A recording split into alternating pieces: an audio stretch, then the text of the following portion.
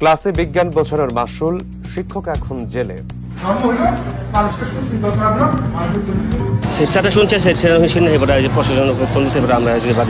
ধর্ম অবমাননার অভিযোগে ছাত্র শিক্ষক সম্পর্কে কলঙ্কের গালি। কিন্তু কি করেছেন হৃদয় মণ্ডল? এটা একটা প্রি প্ল্যান, এটা যে কেউ বুঝবে। সোশ্যাল মিডিয়ায় ছেড়ে দিলেন, তাদের বিরুদ্ধে উনি মামলা করতেন। মামলা ম্যাজিস্ট্রেট মহোদয়ের আমলে নেওয়াটাই উচিত হয়নি। হৃদয় মণ্ডলের কথোপকথন রেকর্ড করে সোশ্যাল মিডিয়ায় ভাইরাল করে। হুবহু আমি যে কথাটা বলি উনি সেই কথাটাই বলেছেন। তাকে অ্যারেস্ট করে হাজতে থাকতে হয়, তাহলে আমাকে তো অ্যারেস্ট করে হাজতে থাকা উচিত। এতক্ষণ টিভিতে যে সংবাদগুলো দেখছিলেন সেই সংবাদগুলো আপনাদের সবারই জানা। যেটি জানা না সেটি হচ্ছে এর পেছনের কারণ। আর আজকে সেই পেছনের কারণ জানার চেষ্টা করব আমরা। জানতে চাই আজকের আয়োজনে আমি সাদাত হাবিব সেতু রয়েছি আপনাদের সাথে। জানবার চেষ্টা করব সাম্প্রতিক সময়ে ধর্মীয় অনুভূতির ট্যাগলাইন ব্যবহার করে সারা দেশের কোথায় কোথায় সহিংসতা সৃষ্টি হয়েছে এবং ঠিক কী উপায়ে তা সৃষ্টি হয়েছে। শুরুতেই জানব হৃদয়চন্দ্র মণ্ডলের কেস।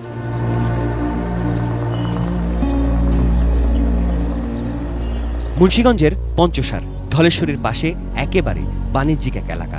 এখানকার বাণিজ্যিক প্রতিষ্ঠানের 90% চালের আড়ত। আর এখানেই 103 বছরের শিক্ষা প্রতিষ্ঠান বিনোদপুর রামকুমার উচ্চ বিদ্যালয়। 100 বছরের ঐতিহ্যের বিপরীতে বর্তমানের গৌরব নেই বললেই চলে। শেষ এসএসসি পরীক্ষার পাশের হার 80% আশেপাশে। আর এই প্রতিষ্ঠানেই 21 বছর ধরে শিক্ষকতা করা হৃদয়চন্দ্র মণ্ডলের। হৃদয়চন্দ্র মণ্ডলের বসবাসও স্কুলটির আবাসিক কোয়ার্টারে। ছোট্ট 3টা রুমের বাসায় হৃদয় মণ্ডল থাকেন। একই সাথে এটি তার কোচিং সেন্টার। ঘরের এমন ছোটখাটো যন্ত্রাংশ কিংবা দেয়াল জুড়ে এমন সমীকরণের বাহারে স্পষ্ট প্রতিষ্ঠানের সফলতার হার যাই হোক না কেন, শিক্ষক হিসেবে একজন উৎসুক মনের অধিকারী হৃদয়চন্দ্র মণ্ডল।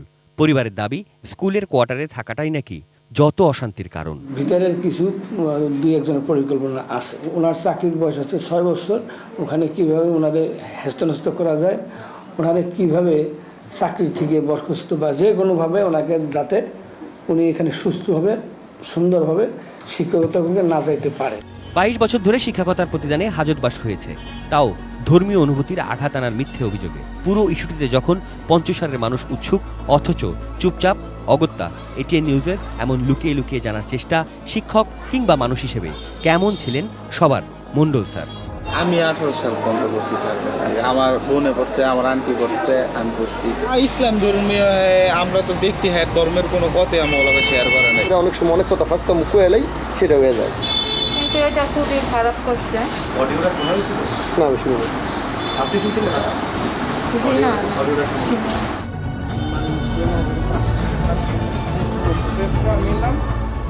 21 বছরের ক্যারিয়ার একজন শিক্ষকের, অথচ সেই শিক্ষককে একটা ভুয়া অভিযোগে মুহূর্তেই আইন শৃঙ্খলা বাহিনী গ্রেপ্তার করে নিল। প্রশ্ন আসা স্বাভাবিক, কি ছিল সেই অডিও কথোপকথনে? সেটি এবার জানবার চেষ্টা করব।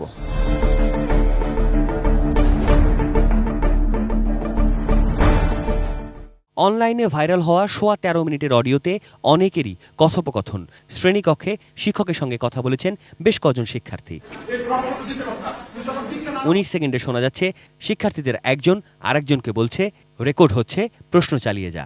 12.25 মিনিট পর আবারও নিশ্চিত করা হয় রেকর্ডিং চলছে। সেই সাথে সাথে শিক্ষককে উত্তেজিত করে যেতেও বলা হয়। একজন না, একাধিক শিক্ষার্থী একই সঙ্গে শিক্ষককে রাগিয়ে দেবার চেষ্টা করতে প্রশ্ন চালিয়ে যান। প্রশ্ন করা নিয়ে শিক্ষার্থীদের নিজেদের মধ্যেও শলা-পরামর্শ হয়েছে। শিক্ষক কথা বলতে বলতে কয়েকবার থেমে গেছেন। মনে হলো তিনি কথা শেষ করে ফেলেছেন, কিন্তু তাকে থামতে না দিয়ে আবারই নতুন প্রশ্ন করা হয়েছে। হৃদয়চন্দ্র মণ্ডল শুরু থেকেই বলেছেন, ধর্ম হলো বিশ্বাস আর বিজ্ঞান প্রমাণিত। শিক্ষার্থীরা 2টি বইয়ের উদাহরণ দিয়ে শিক্ষককে সেটি পড়তে বলেন। যে বই দুটি সম্প্রতি সময় লেখা এবং এগুলোর কোনোটি ধর্মগ্রন্থ নয়। শিক্ষক বলেছেন এগুলো তিনি পড়েছেন, কিন্তু ধর্ম আর বিজ্ঞান এক না। শিক্ষার্থীদের পক্ষ থেকে বারবারই বলা হচ্ছিল ধর্ম আর বিজ্ঞান একই। শিক্ষক পুরো সময় ধর্মের বিরুদ্ধে কিচ্ছু বলেননি, বরং বলেছেন ধর্ম মানুষকে সুশৃঙ্খল করে। বিপরীতে শিক্ষার্থীরা বারবারই প্রশ্ন করে গেলেও ধর্ম প্রবক্তাদের নিয়ে কোনো বিদ্রূপ মন্তব্য করেননি হৃদয় মণ্ডল, বরং বলেছেন হযরত মুহাম্মদ সাল্লাল্লাহু আলাইহি ওয়াসাল্লাম মহামানব। মুসলিম এবং সনাতন ধর্মাবলম্বীদের মধ্যে ধর্মচর্চা বেশি, বিপরীতে খ্রিস্টানদের মধ্যে ধর্মচর্চা কম, বিজ্ঞান চর্চা বেশি। এজন্যে বিজ্ঞানে তাদের উন্নতি বলে শিক্ষক উল্লেখ করেছেন, কিন্তু কোনো ধর্মকে অবজ্ঞা করেননি। শিক্ষার্থীরা ওয়াজের রেফারেন্স দিলে শিক্ষক তার নিজের সনাতন ধর্মের একটি গল্প বলেছেন যে হনুমানের কানের ভিতরে সূর্য। শিক্ষার্থীদের পক্ষ থেকে বলা হয়, সনাতন ধর্মের কথা বাদ দিন, ইসলাম ধর্ম নিয়ে এবার কিছু বলুন। কিন্তু শিক্ষক হৃদয়চন্দ্র মণ্ডল তখনও বলেছেন, যার যেটা ধর্ম তাকে সেটা করতে দিতে হবে। আমি বলি বিজ্ঞানের কথা, ওরা টানে ধর্মের কথা। আমি যতই সরতে চাই ততই ওরা বিজ্ঞানে যায়। আমার বিজ্ঞানের কাছে আসি না, ওই ধর্মের দিকে টানে। এই শিক্ষক গোটা কথোপকথনে কখনোই নিজের জ্ঞানের অহমিকা দেখাননি, থামাননি ওদের, বরং সুস্থ বিতর্কের মঞ্চ উন্মুক্ত করেছেন। অথচ বিপরীতে ধর্মানুভূতিতে আঘাতের অভিযোগ। কি অপরাধ করেছেন হৃদয় মণ্ডল? সেই প্রশ্ন এখন স্বনামধন্য শিক্ষকদেরও। আমি দেখলাম যে উনি এক্স্যাক্টলি হুবহু আমি যে কথাটা বলি উনি সেই কথাটাই বলেছেন। যদি এখন সেই জন্য তাকে অ্যারেস্ট করে হাজতে থাকতে হয়, তাহলে আমাকে তো অ্যারেস্ট করে হাজতে থাকা উচিত। তাই আমি তো এক্স্যাক্টলি কথা বলি, সবসময় বলি, সব জায়গায় বলি। আর সেরকম একজন মানুষকে এইভাবে হেনস্থা করা এবং রাষ্ট্র চুপচাপ বসে সেটা দেখবে কিংবা সেটাকে সহায়তা করবে, এটা আমার পক্ষে মেনে নেওয়া খুব কঠিন। মানে আমার দুঃখটা বেশি এই জন্য যে উনি একজন বিজ্ঞানের শিক্ষক, উনি ক্লাস 10-এ বিজ্ঞান পড়াচ্ছেন, যে বিজ্ঞান বইটা পড়াচ্ছেন সেই বিজ্ঞান বইটা আমি হচ্ছে সম্পাদক, আমার হাতে লেখা সেই বইগুলি। তো আমি যেগুলি লিখেছি ছাত্রদেরকে পড়ানোর জন্য, উনি সেই জিনিস পড়ানোর জন্য উনি অ্যারেস্ট হয়ে যাবেন, আর সেটা বসে বসে আমাকে দেখতে হবে, মানতে হবে, শুনতে হবে। আমার পক্ষে খুব কঠিন এই জিনিসটা গ্রহণ করা। এই জনপ্রিয় অধ্যাপক মনে করেন এই ঘটনার দায় নিতে হবে পুরো জাতিকে, পুরো দেশের শিক্ষা ব্যবস্থাকেও। খ্যাতিমান বিজ্ঞানের শিক্ষকরা বলছেন, বিচারহীনতার সংস্কৃতি এই ঘটনার মূল কারণ। এখানেই শেষ না, কৈশোরে থাকা এই স্কুলের শিক্ষার্থীরা ছাড়িয়েছে শ্রদ্ধাবোধের সীমাও, তাও এমন উগ্র স্লোগানে।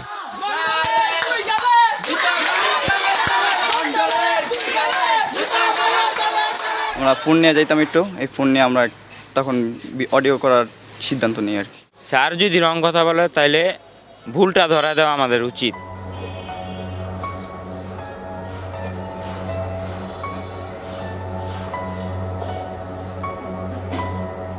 পুরো অডিও ক্লিপটির কোথাও হৃদয়চন্দ্র মণ্ডল কোনো ধর্মের অবমাননা হয় এমন কোনো মন্তব্য বা শব্দই উচ্চারণ করেননি। অথচ তার শিক্ষার্থীরা সবসময় চেষ্টা করেছেন যাতে হৃদয়চন্দ্র মণ্ডল এমন কোনো শব্দ উচ্চারণ করেন যেখানে ধর্মের অবমাননা হয়।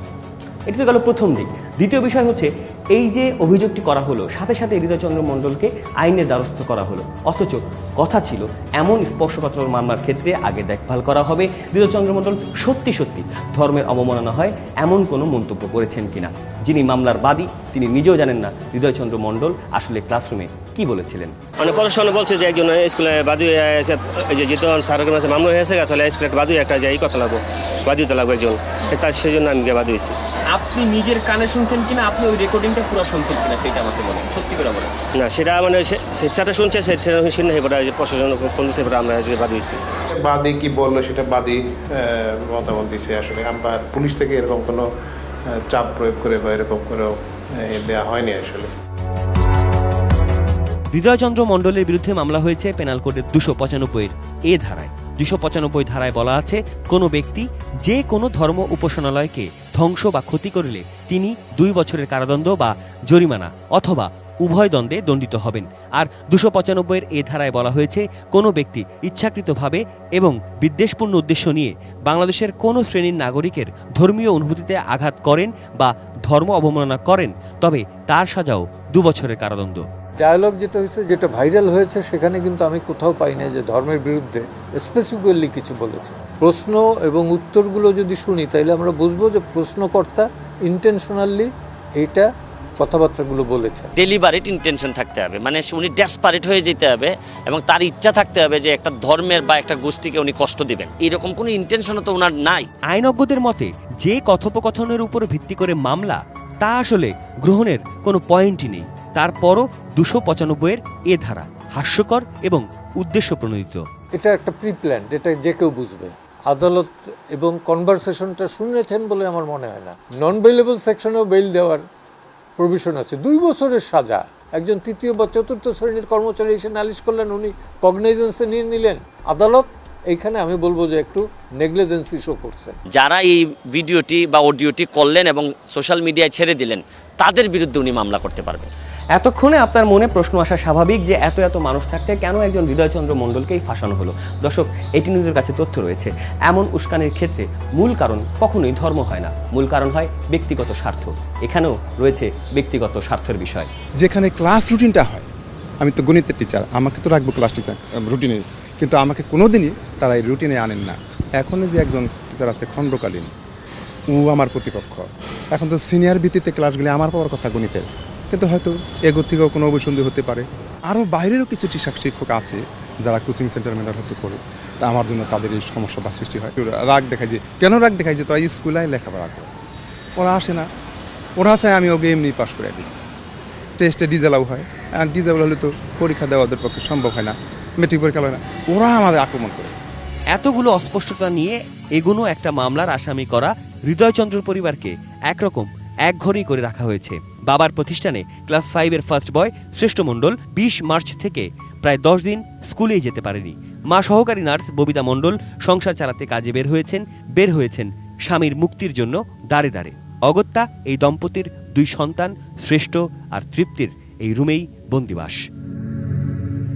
দর্শক দেখছেন জানতে চাই জানাতে চাই, কথা হচ্ছে ধর্মীয় উস্কানির মাধ্যমে সহিংসতার ইস্যুতে। এ পর্যায়ের সময় হলো ছোট্ট একটা বিরতি নেওয়ার, ফিরছি কিছুক্ষণের মধ্যে।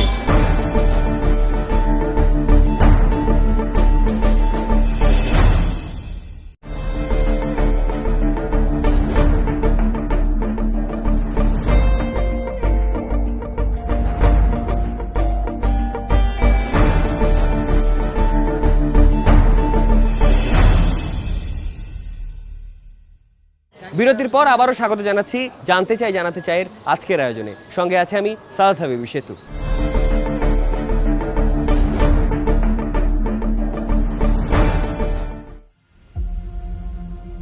21 দিনের কারাবাস শেষে জামিনে মুক্ত হৃদয়চন্দ্র মণ্ডল।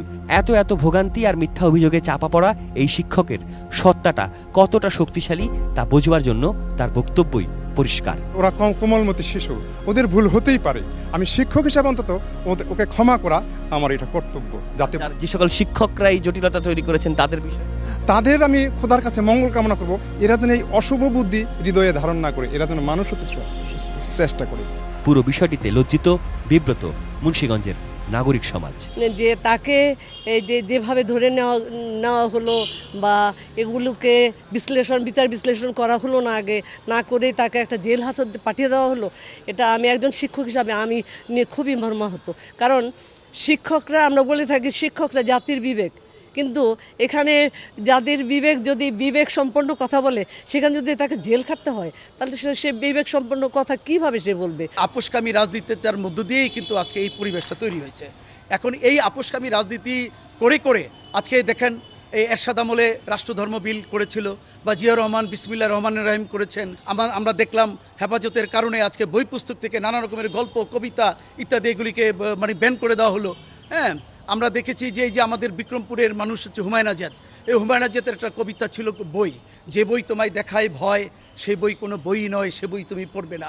দেখেন সেই কবিতাটাও কিন্তু আপনার পাঠ্য থেকে বাদ দেওয়া হয়েছে। কিছুদিন আগে বাগেরহাটে যে ঘটনা ঘটছে, সেখানে একটা বাড়ি পোড়ায় দিছে এবং এই উগ্র হয়েছে, কিন্তু যারা পিছনে একটা সুশিক্ষিত এবং চক্রান্তকারী লোকরা এই কাজগুলি করে যাচ্ছে। বর্তমান সরকারকে যেহেতু সবাই মুক্তিযুদ্ধ সরকার বলে আমরা দাবি করি, তাহলে সেই সরকারের উচিত এই বিষয়গুলি আরও তদারকি করা এবং এই বিষয় বিচারগুলি, ধরেন হৃদয় মণ্ডলের যে ঘটনা হচ্ছে, এরা যদি তৎপর বিচার না হয় তাহলে কিন্তু এই ঘটনাগুলি কন্টিনিউ হবে।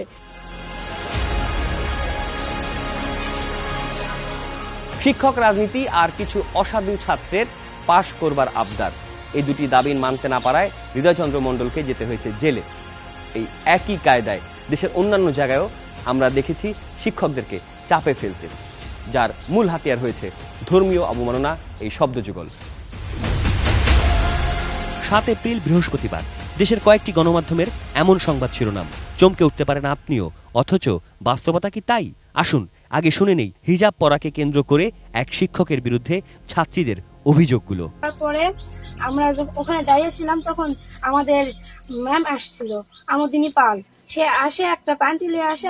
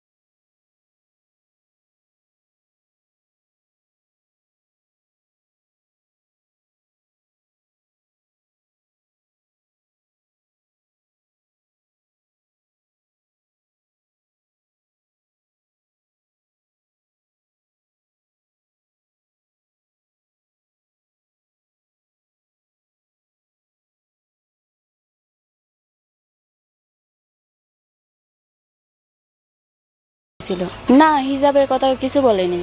হিজাবের কথা সেটা বলতে পারবো না, ওদের রাগের থেকে হয়তো ম্যাডামকে ফাঁসানোর জন্য হয়তো বলিছে। সমাবেশ যেটা হচ্ছিল সেটা শেষ হয়ে গেছিল, সেটা যেটা শুনেছিলাম সেই মোতাবেক ম্যাডাম এই অনুযায়ী কিছু বলেন নাই। তো পরবর্তীতে এই নিয়ে স্কুলের যে কেন্দ্রীয় অনেক রকমের সমস্যা থাকে, সেই সমস্যা থেকে বানোয়াটভাবে বা বিভিন্ন রকমের পর্যায়ে এইটা অনেক বড় পর্যায়ে চলে গেছে, যার কারণে আমাদের পড়াশোনা বা আমাদের স্কুলের সার্বিক বিষয়ে ভীষণ সমস্যা হচ্ছে। আমরা কিছুতেই আমরা পড়াশোনাতে অগ্রসর হতে পারতেছি না। এমন একটা অসামাজিক একটা পরিবেশের সৃষ্টি হয়েছে, এই অসামাজিক পরিবেশের কারণে আমরা স্কুলে ঠিকমতো যাইতে পারতেছি না বা পড়াশোনা বা সব দিক দিয়ে আমরা ক্ষতিগ্রস্ত হচ্ছি। বা স্কুলের একটা শিক্ষিকাকে আমাদের মাননীয় ম্যাডামকে অপমানিত করা হচ্ছে, যেটাতে আমরা অনেকভাবে কষ্ট পাচ্ছি, আন্তরিকভাবে কষ্ট পাচ্ছি আমরা। অভিযোগ বুধবার 6 এপ্রিলের মহাদেবপুর উপজেলার দাউল বারবাকপুর উচ্চ বিদ্যালয়ের অ্যাসেম্বলির সময় ছেলে ও মেয়েদের পিটির লাইনের সামনে ছিলেন স্কুলের সহকারী প্রধান শিক্ষক আমোদিনী পাল, শারীর শিক্ষার শিক্ষক বদিউল আলম এবং শিক্ষক সুনিতা রানী মণ্ডল। অনুসন্ধান বলছে, স্কুল ড্রেস না পরার কারণে সেদিন মেয়েদের বেত্রাঘাত করেন আমোদিনী পাল আর ছেলেদের একই শাস্তি দেন বদিউল আলম। তবে কেবলই আমোদিনী পালের বিরুদ্ধে অভিযোগ হয় ভাইরাল, আলোচনার ঝড় উঠে গোটা দেশে। বদিউল ভাই আমার কলিগ, উনি শরীরচর্চার শিক্ষক, উনি বারবার ছেলে মেয়েদের বলে যে এই তোমরা স্কুল ড্রেস পরে আসো, এরকম বলে, কিন্তু ছেলে মেয়েরা পরে না। এক সপ্তাহ ধরে বলতেই আছে, তারপর একদিন পরে হয়তো আরো 4 দিন পরে না, এরকম। বদিউল ভাই কয়েকটা ছেলেকে একটু নামমাত্র শাসন করেছে, নামমাত্র। তারপর আমিও 4-5টা ছেলে মেয়েকে নামমাত্র ওটা শাসন স্কুল ড্রেসের জন্য। ওখানে হিজাব কথাটা ওখানে উঠেইনি। ঘটনাটি প্রচার পায় হিজাব পরার শাস্তি হিসেবে, যদিও অভিযোগ তোলা 2 শিক্ষার্থী আর তাদের পরিবার এখন এলাকাতেই নেই। এখানেই শেষ নয়, এই প্রতিষ্ঠানেও মূল দ্বন্দ্ব শিক্ষক রাজনীতি। স্কুলটির প্রধানের নামে নানা সময়ের দুর্নীতি চাপা দিতেই সুকৌশলে ফাঁসানো হয়েছে আমোদিনী পালকে। সাম্প্রদায়িকভাবে হিন্দু সংখ্যালঘু, এটাকে আমাকে ফাঁসানোর জন্য করা হয়েছে। সমাবেশ হচ্ছিল, সমাবেশে ম্যাডাম মেয়েদেরকে দেখার জন্য দায়িত্ব নিলেন, আর ছেলেদেরকে দেখার জন্য ওই সহকারী শিক্ষক শরীরচর্চার দায়িত্ব নিলেন। কিন্তু ম্যাডাম সেই দিন তাদেরকে মেরেছেন এবং পরবর্তীতে ম্যাডাম আবার অনুশোচনা করলেন যে আমি মেয়ে কটাক মারলাম, রোজার দিন হয়তো বা রোজা আছে। তাদের কাছে যাই জিজ্ঞেস করলেন, তো তারা বলছে তখন না ম্যাডাম শাসন করেছেন, এতে কিচ্ছু নয়, এটা কোনো ব্যাপারই নয়, আপনারা ভালো করেছেন। কিন্তু রাতারাত যায় সেখানে এই স্কুলের 3 থেকে 4 জন যারা হেডমাস্টার পক্ষে, হেডমাস্টার 10 তারিখে বিদায় হবে, আগামী মাসের 10 তারিখে, এবং এই সুযোগে হেডমাস্টার ইনি যদি হয় তাহলে হেডমাস্টার হিসাব দিতে হবে। এই হিসাব দিবে না হেতু কমপ্লিট রাজনীতি এটা নিয়ে, এবং স্কুলের যে আপনার আইসি শিক্ষক রবিউল ইসলাম ও এই দায়িত্ব নেবে এবং ওরই ভাইকে সদস্য এবং ওরই চাচাতো ভাইকে অ্যাডভোকেট সভাপতি বানায় এমপি সাহেবের ডিউলেটাকে উপেক্ষা করে হেডমাস্টার সাহেব সদস্য বানায় আনিছেন এবং অ্যাডক কমিটি করেছেন শুধু এই ঘাপলা করার জন্য, উনি খালি বাসে যাওয়ার জন্য। কমপ্লিটলি এটা চক্রান্ত, পূর্ব পরিকল্পিত। এক কথায় আমোদিনী যদি দায়িত্ব পায় তাহলে ওই প্রধান শিক্ষকের সঙ্গে এই যে কয়েকজনের নাম বললাম, এরা রীতিমতো শিক্ষকের কর খায়, এই কর থেকে তাদের কর দিতে হবে। এই কারণেই আজকে এই ঘটনা ঘটছে, তাদের টাকা ফেরত দিতে হবে। লক্ষ লক্ষ টাকা লোপাট করেছে, 10টা নিয়োগ দিতে প্রধান শিক্ষক, 1 টাকার কোনো হিসাব নাই। এবং এ যাওয়ার পর্যন্ত 12 বছর থেকে ক্যাশ বই থাকে। আমি 22-20 বছর গ্যারান্টি চাকরি করছি, করার পরে সহকারী শিক্ষক হয়েছি। আমি বলতে পারি যেখানে হাত দেবো সেখানে তার দুর্নীতি আমি বারকে দিব। এবং যেদিন এই ঘটনা ঘটে এবং আমোদিনী ম্যাডামকে যাতে দায়িত্ব না দেওয়া লাগে, দায়িত্বে যেন না আসতে পারে, তার জন্য যা কিছু করা লাগে ওরা করলো। এবং 6 তারিখের রাতে হাসানপুর মিটিং হয়, সেখানে ছিল এই পরিকল্পিতভাবে হেডমাস্টারকে কীভাবে, অ্যাসিস্ট্যান্ট হেডমাস্টারকে কীভাবে ফাঁসানো যাবে, প্লাস এই অ্যাডক কমিটি কীভাবে শক্তি করে নেবে ছিল। ওই মিটিংয়ে রাত 12টার সময় মিটিংয়ে ছিল আমাদের দাউল বারবাকপুর সুমন, রমজান, হান্নান, সাত্তার, এরা এই মেয়েদের নিয়ে একটা মিটিং করে যে এইভাবে করলে আমরা আমোদিনী ম্যাডামকে ফাঁসানো পারবো। প্ল্যান অনুসারে আমাদের স্কুলে বিভিন্ন জিনিস ভাঙচুর করে, এটা আমি প্রতিকার চাই। এই ঘটনার ঠিক 5 দিনের মাথায় একই অভিযোগের অজুহাতে আবারও হামলা, এবার বাগেরহাটে। তথ্য বলছে 20 ফেব্রুয়ারি থেকে বাগেরহাটের এক স্থানীয়র ফেসবুক আইডি থেকে বিভিন্ন সময়ে ইসলাম ধর্ম অবমাননা হয় এমন পোস্ট দেওয়া হচ্ছিল। স্থানীয় হিন্দু সম্প্রদায়ের ওই তরুণ ভিন্ন নামের একটি ফেসবুক আইডি খুলে এসব পোস্ট দিচ্ছিলেন বলে সন্দেহ স্থানীয় লোকজনদের। ছড়িয়েছে বা যে ঘটনাটা ঘটিয়েছে এটা আমরা তদন্ত করে এটা ব্যবস্থা নেব, আইনি ব্যবস্থা নেব। তাদের বিরুদ্ধে কঠোর আইনানুগ ব্যবস্থা নেবে জেলা পুলিশ।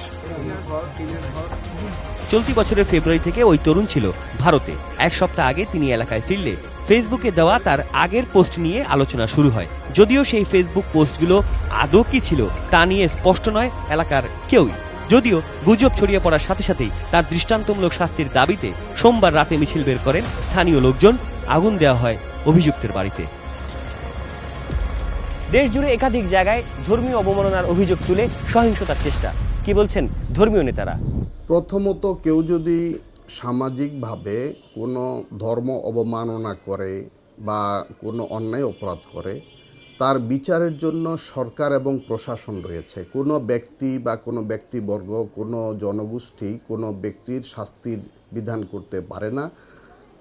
এটি উপযুক্ত জায়গায় অভিযোগ দিতে হবে। আমাদের রাষ্ট্রীয় আইন আছে এবং ইসলামী আইনে কোনো ব্যক্তি যদি শাস্তিযোগ্য অপরাধ করে থাকেন তাহলে আদালতের মাধ্যমে বিচারের আওতায় এনে তাকে প্রশাসনের তত্ত্বাবধানে শাস্তি কার্যকর করা যাবে।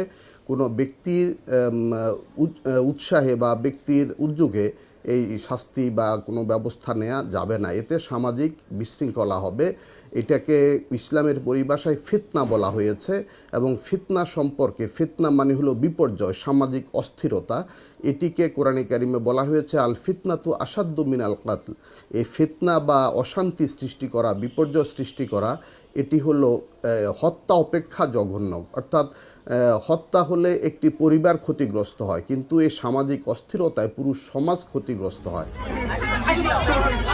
গত এক মাসে জ্ঞান চর্চার বিদ্যাপীঠে ছাত্র শিক্ষক কথোপকথন অনৈতিকভাবে রেকর্ড করে গুজব ছড়ানো, স্কুল পলিটিক্সের বলি হন একজন আমোদিনী পাল, কিংবা ধর্ম অবমাননা হয়েছে ফেসবুকের পোস্টে, এমন গুজব ছড়িয়ে বাগেরহাটের এই ছবি।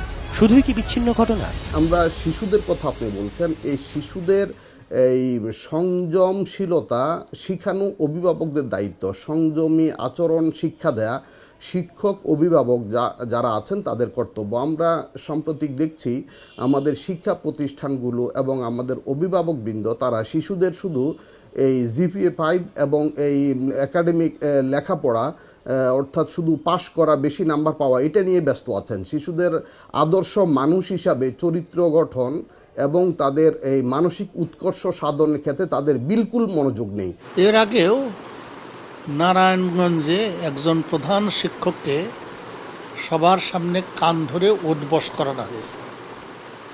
এই অসম্মান তো কোনো মানুষই করতে পারে না। এমনভাবে অসম্মান করা হলো, জাতি অসম্মানিত হয়েছে। এবং সেই যে তার উপর যে অত্যাচারটা করা হলো, অন্যায় করা হলো, তার কিন্তু বিচার হয়নি। এবং এর ফলে কী হয়েছে? এর ফলে আরও অনেকবার ওই ধরনের ঘটনা ঘটেছে।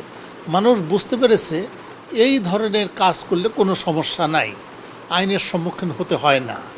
এটা যে কত দুর্ভাগ্য একটা জাতির জন্য। এটা আমাদের পুলিশ তদন্ত করছে।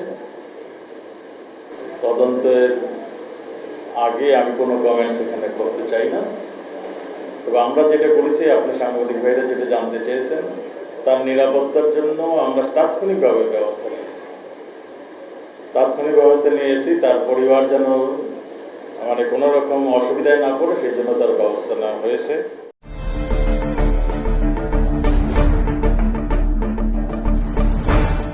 প্রিয় দর্শক, জানতে চাই জানাতে চাই আজকের আয়োজন এ পর্যন্তই। যাওয়ার আগে অনুরোধ করে যেতে চাই, সামাজিক যোগাযোগ মাধ্যম থেকে যখনই কোনো তথ্য সংগ্রহ করবেন কিংবা শেয়ার করবেন অবশ্যই তা যাচাই করে নিন, বিশেষ করে ধর্মীয় অনুভূতির মতো স্পর্শকাতর বিষয়গুলোতে। আর সব ধর্মই আমাদেরকে শান্তির কথা বলে, ঐক্যের কথা বলে, পরমত সহিষ্ণুর কথা বলে।